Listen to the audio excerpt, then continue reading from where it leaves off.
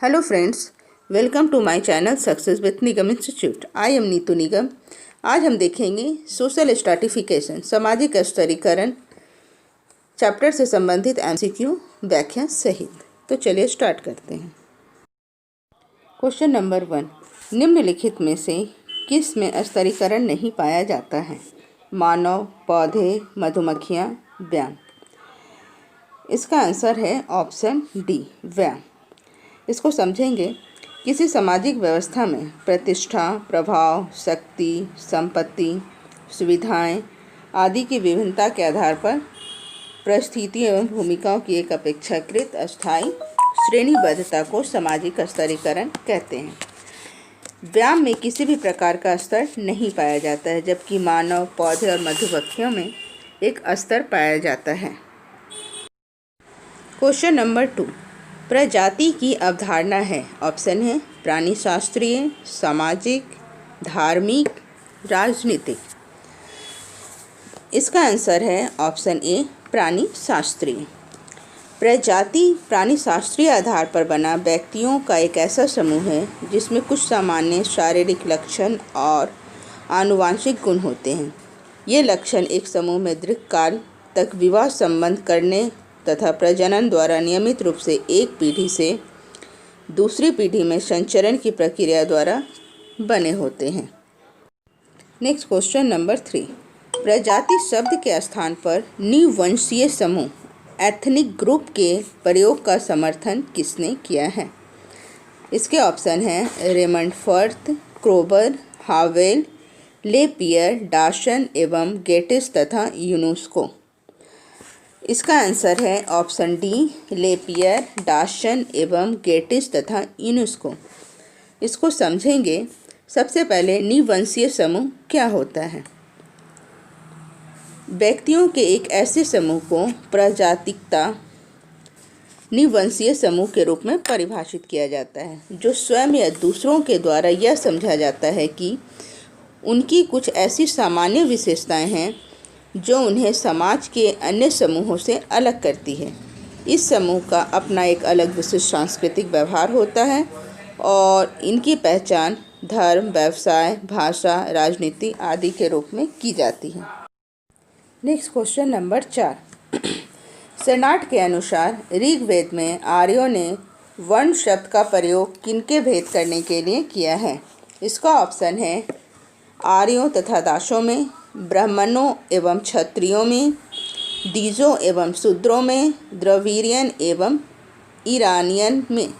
इसका आंसर है option C, Dijon एवं शूद्रों में। इसको समझेंगे। भारतीय जाति व्यवस्था वर्ण व्यवस्था पर आधारित स्तरीकरण का आधार है। वर्ण का मतलब रंग होता है। भारत में 4 वर्ण पाए जाते हैं: ब्राह्मण, क्षत्रिय, वैश्य और शूद्र। वर्ण व्यवस्था के आधार पर प्रत्येक जाति की परिस्थिति सामाजिक एवं आर्थिक निर्धारित होती है। नेक्स्ट क्वेश्चन नंबर 5, शब्द काष्ठा किस भाषा का है? ऑप्शन है यूनानी, जर्मन, लैटिन, पुर्तगाली। इसका आंसर है ऑप्शन डी, पुर्तगाली। जाति व्यवस्था सामाजिक स्तरीकरण का एक महत्वपूर्ण आधार है। यह भारतीय समाज में सामाजिक स्तरीकरण का प्रमुख आधार है। जाति जन्म आधारित सामाजिक परिस्थिति है जो व्यक्तियों को जन्म के आधार पर उनके सामाजिक, आर्थिक एवं सांस्कृतिक परिस्थितियों के निर्वहन का अधिकार देती है। नेक्स्ट क्वेश्चन नंबर 6, नेस्फेल्ड द्वारा प्रतिपादित जाति व्यवस्था की उत्पत्ति का सिद्धांत कौन सा है? ऑप्शन है प्रजातीय सिद्धांत, व्यावसायिक सिद्धांत, परंपरागत सिद्धांत, धार्मिक सिद्धांत। इसका आंसर है ऑप्शन बी, व्यावसायिक सिद्धांत। नेस्फेल्ड ने जाति व्यवस्था की उत्पत्ति का व्यावसायिक सिद्धांत दिया है। इस सिद्धांत के अनुसार समाज में व्यक्ति को जन्म के आधार पर व्यवसाय का अधिकार प्राप्त होता है, जैसे ब्राह्मण को पूजा पाठ करना, क्षत्रियों को युद्ध करना एवं सुरक्षा देना, वैश्यों का कृषि एवं व्यवसाय करना तथा शूद्रों का इन तीनों जातियों की सेवा करना है। नेक्स्ट क्वेश्चन नंबर 7, निम्नलिखित में से कौन सा विभाजन सोरोकिन ने वर्ग के वर्गीकरण में नहीं है, ये ध्यान देंगे, नहीं है कहा जा रहा है। इसके ऑप्शन है आर्थिक, सांस्कृतिक, राजनीतिक, व्यावसायिक। अब हम समझेंगे वर्ग व्यवस्था सामाजिक स्तरीकरण का एक प्रमुख आधार है। वर्ग आधारित सामाजिक स्तरीकरण का आधार अर्थ, संपत्ति, पूंजी आदि होता है। यह खुला मानसिक स्तरीकरण का उदाहरण है, जहां लोगों को अपने सामाजिक स्थान परिवर्तन के बहुत अवसर पाए जाते हैं। आधुनिक औद्योगिकरण समाज वर्ग आधारित समाज का उदाहरण है। इस प्रकार इसका आंसर ऑप्शन सी राजनीतिक है। Next question number 8।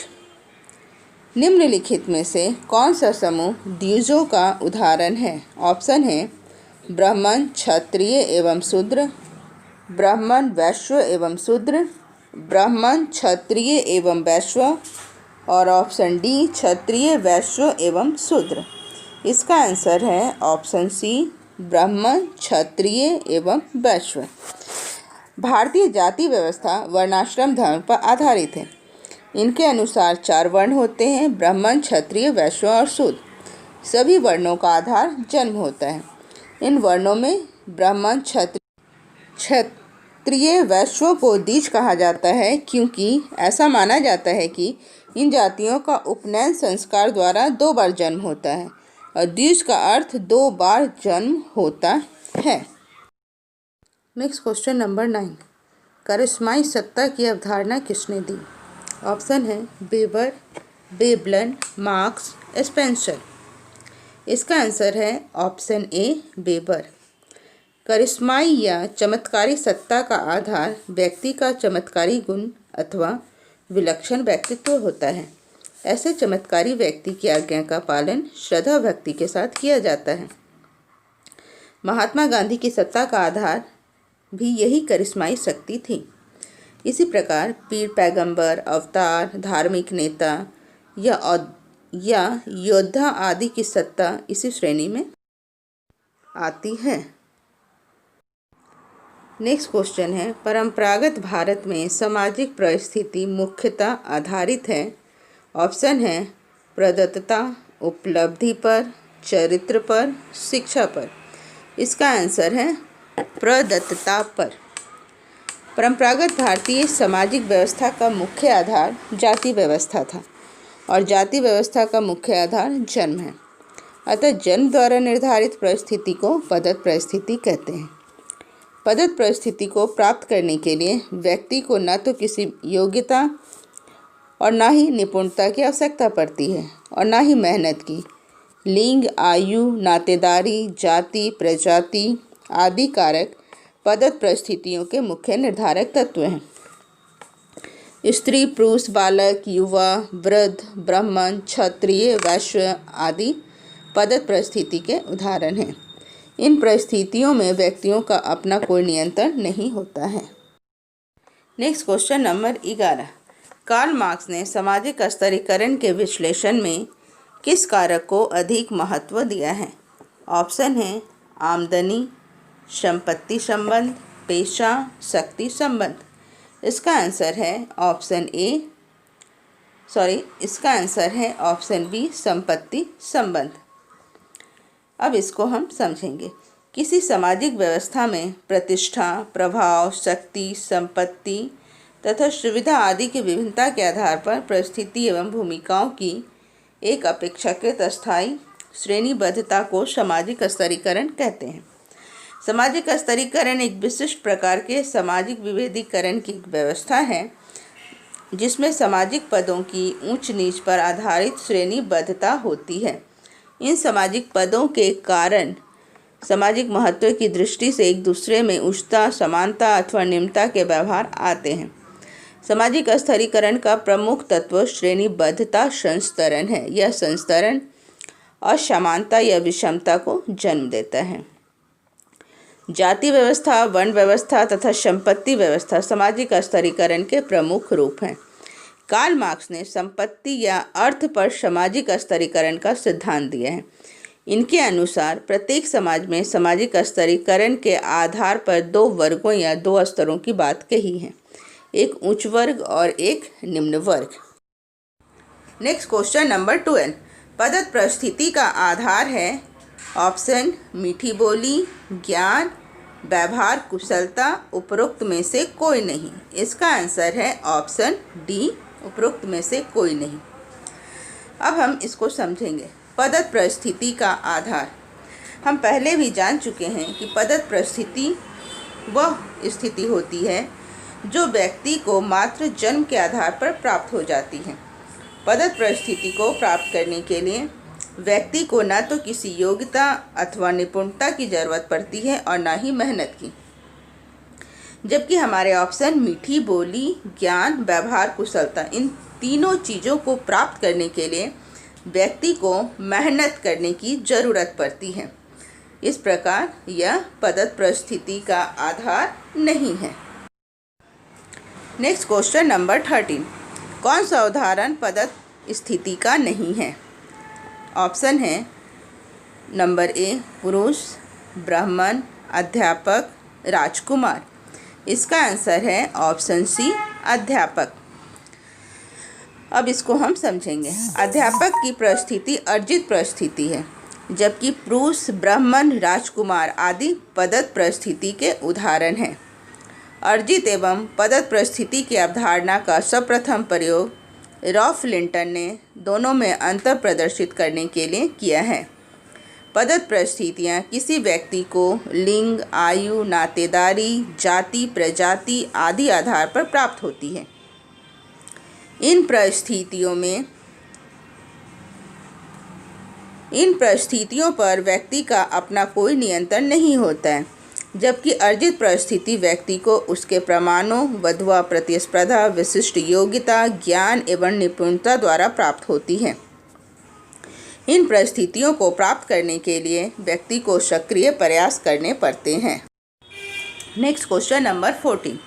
पदत्व परिस्थिति का सबसे अधिक महत्व होता है। ऑप्शन है जाति में, वर्ग में, कर्मचारी तंत्र में, सेना में। इसका आंसर है ऑप्शन ए, जाति में। जाति व्यवस्था में पदत्व परिस्थिति का सबसे ज़्यादा महत्व होता है। जाति व्यक्ति को जन्म के आधार पर निर्धारित होती है और ऐसी परिस्थिति पदत्व कहलाती है। जाति व्यवस्था सामाजिक संस्तरण की एक बंध व्यवस्था है, जिसमें व्यक्तियों को उसके जन्म के आधार पर ही उसकी सामाजिक, सांस्कृतिक एवं आर्थिक परिस्थिति प्राप्त होती है। जाति व्यवस्था में सामाजिक गतिशीलता के अवसर कम पाए जाते हैं। जाति भारतीय हिंदुओं के संपूर्ण जीवन को नियमित और प्रभावित करती है। इसका उद्गम चातुर्वर्ण्य विभाजन, ब्राह्मण, क्षत्रिय, वैश्य और शूद्र की वर्ण व्यवस्था रहा है। Next question number 15। जाति व्यवस्था की रीढ़ की हड्डी है अंतःविवाह, वर्ण व्यवस्था, अस्पृश्यता, पद सोपान। इसका आंसर है ऑप्शन ए, अंतःविवाह। जाति व्यवस्था का प्रमुख आधार वर्ण व्यवस्था है। भारत में सामाजिक स्तरीकरण का आधार प्रारंभ में वर्ण व्यवस्था थी। कालांतर में इस व्यवस्था का स्थान जाति व्यवस्था ने ले लिया। वर्ण का अर्थ मुख्यतः गुण और कर्म से है, अर्थात जिन व्यक्तियों के समान गुण और वर्ण होते हैं वे समूह का निर्माण करते हैं। यह सही है कि कुछ एक विद्वानों वर्ण निर्धारण में आनुवंशिक क्षमताओं को भी थोड़ा महत्व दिया है, किंतु सामान्य कर्म को ही वर्ण का प्रमुख आधार माना गया है। समाज में एक व्यक्ति अपनी प्रकृति के अनुसार जिस कार्य को अपनाता है उसी के आधार पर उसके वर्ण का निर्धारण होता है। Thanks for watching my channel. आपको हमारा यह वीडियो कैसा लगा प्लीज़ हमें कमेंट करके अवश्य बताएं। Thank you.